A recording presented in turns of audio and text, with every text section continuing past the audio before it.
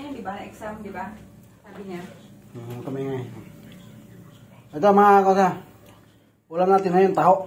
Taho ay tahong. Ano?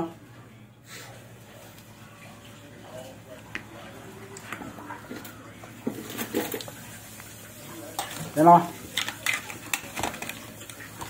Yan. May gulay. Alugbate.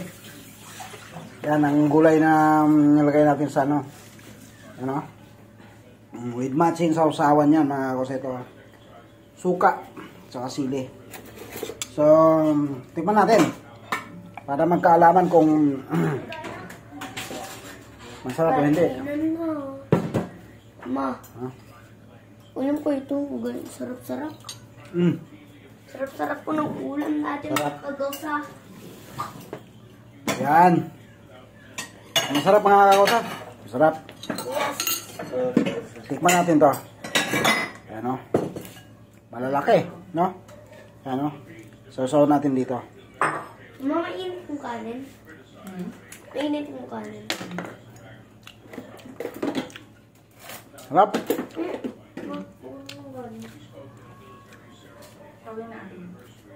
Sarap mga kakausa. Sobrang sarap. Pagkas may siling haba pa mga kakausa. Ito. Yan. Siling haba.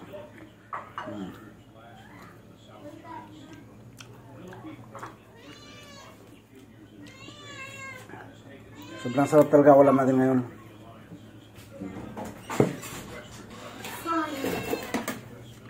Yan na.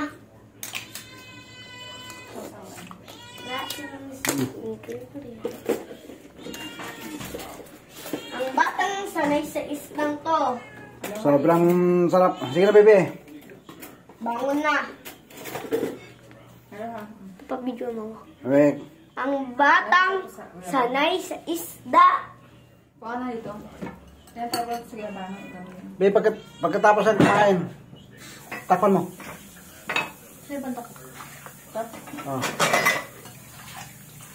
Hindi naman sasabaw yan.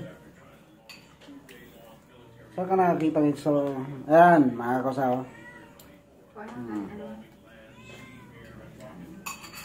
Ang masarap ito mga kausa, may sabaw. Ayan o.